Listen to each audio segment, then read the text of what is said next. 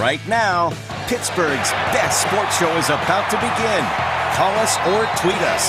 We got things to talk about on the Ireland Contracting Nightly Sports Call. All right, thanks a lot, Ken, and thank you for tuning in to the Ireland Contracting Nightly Sports Call, the best show on TV, guaranteed at 10:35 right here in Pittsburgh. Give us a call tonight, 412-575-2600 is the number. Alongside me is Gene Collier tonight. We're going to be talking about the Battle in Buccos. Garrett Cole, introduced in Houston, takes a subtle shot at the Pirates. Also, maybe the bigger news today, Todd Haley out.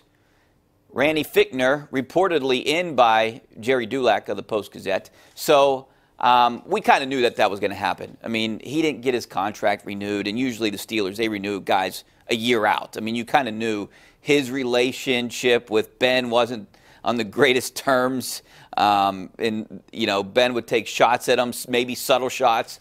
But you knew that this was going to happen, despite the Steelers having one of the top offenses. I think they were in the top three of the last 4 years.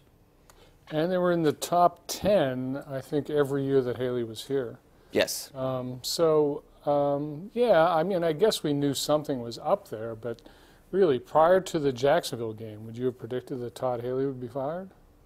No, I wouldn't. I always just thought it was weird that they didn't renew his contract. Well, you're right. Generally, with coordinators and the head coach, they renew those so that there are a couple of years when there are a couple of years remaining on them.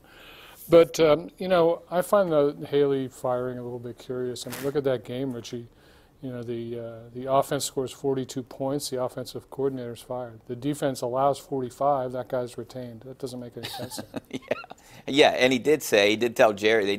Someone told Jerry that all the defensive coaches are staying. Yeah. He's retaining all of them. So Mike Mularkey turned down. I found this interesting too. Not Mike Mularkey.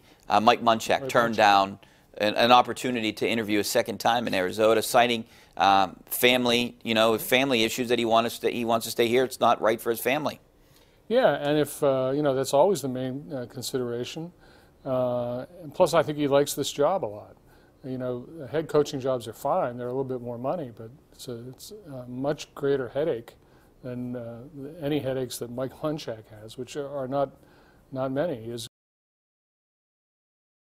Yeah, and I wonder if he'll get a new title too for sticking around. I mean, if there's anything else to staying in Pittsburgh with the Steelers. Yeah, I don't know, like an assistant head coach. Yeah, like an associate head coach or something like that. I always felt like it was hard to, you know, turn down an opportunity to be a head coach. You know, obviously that's a big step, but he's done it before. Yeah, he's been one. And you know, maybe he doesn't need the money. He knows what's involved. So yeah, and you know, you look at this Steelers team compared to that Arizona team. This Steelers team has a window of what, 2 or 3 more years of making it far and possibly winning a Super Bowl. But I would imagine in the next couple of days you'll see Todd Haley get hired somewhere. Yeah, it wouldn't surprise me. Sure. Yeah, I know. The reports out of New York that he's tight with Todd Bowles, and they just fired their offensive coordinator today, and he's one of the 2 guys that are interviewing. I wouldn't be surprised, and this is only my speculation, that maybe he gets a call from New England, who lost their offensive coordinator. I would find that interesting. But, yeah, I have a feeling he'll get a job somewhere. Also, other news today, Richard Mann, their wide receivers coach, has been around for a long time. He left on his own. He retired today. Who do you think, is there any speculation on your part, Gene, who might take that job? I know some people threw out Hines Ward. Yeah, no. I have no idea. Yeah, I don't know either. I mean, we always think of these former players, but, you know, organizations often don't think that way. They think of who, you know, has some coaching experience. Yeah, and I'm sure it'll be someone. It could be someone outside the organization. I don't even know if they looked outside the organization. It seems like Randy Fichtner is their guy. You know, pending approval of a contract. I think it's a good fit. He gets along with Ben, Gene. Ben seems to like him, and I think that's the most important relationship you need to have, is that relationship with a star quarterback, because it seems like he's essentially the offensive coordinator anyways, right, when he's out there. Well, he's always done a good job. You know, he coached the receivers for a while, and you know, now the quarterbacks. And I mean, he really knows the offense inside and out and the way it's evolved. He's obviously a very good candidate. Yeah, but wouldn't you say that Ben is essentially the offensive coordinator? I mean, he's running the plays for the line, right? I mean, you know, he needs to have a guy that he's going to get along with. It depends, you know, when in the game and whether they're running the no huddle and that kind of thing. But yeah, I mean, it's good. He seems to like Randy Fichtner, that's for sure. And I'm curious if they're going to bring back the quarterback sneak. That's the big question.